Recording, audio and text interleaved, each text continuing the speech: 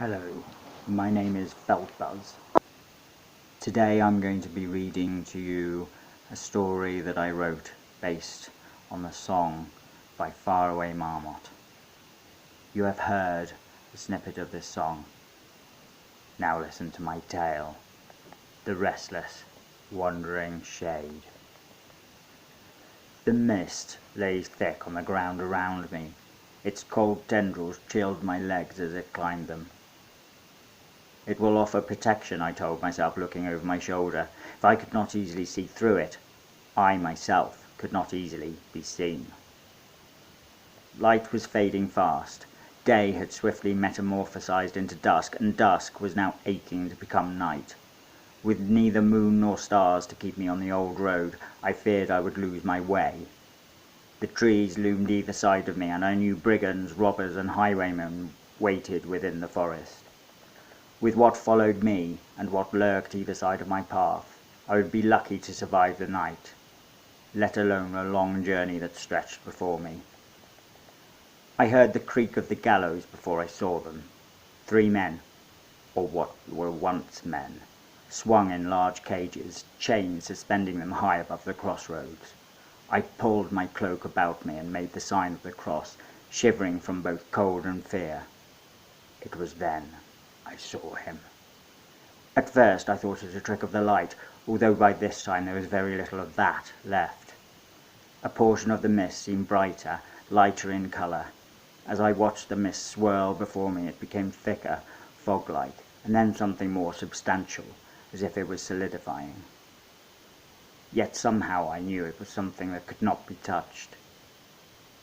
It began to take a form, and to my fear-widened eyes it began to resemble a man, yet I knew it was not human. Not any more.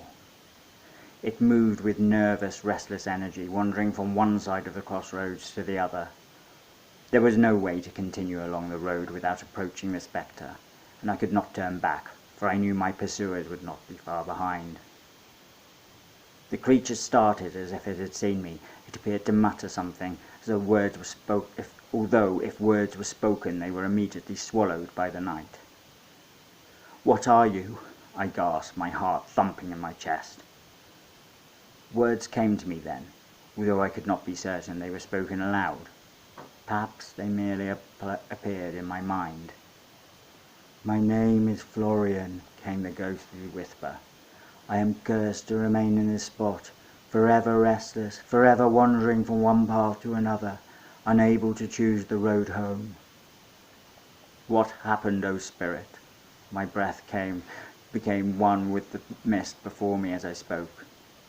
"I was falsely accused of theft, my lord," said the shade. I could not be certain, but I thought I could see a ghostly tear slide down his cheek. "I was courting a lady, a beautiful young woman. We were in love, and I was preparing to ask for her hand in marriage, but the son of the lord of the manor wanted her for himself. Believe me, sir, when I tell you she was not in love with him, and had refused his advances on numerous occasions.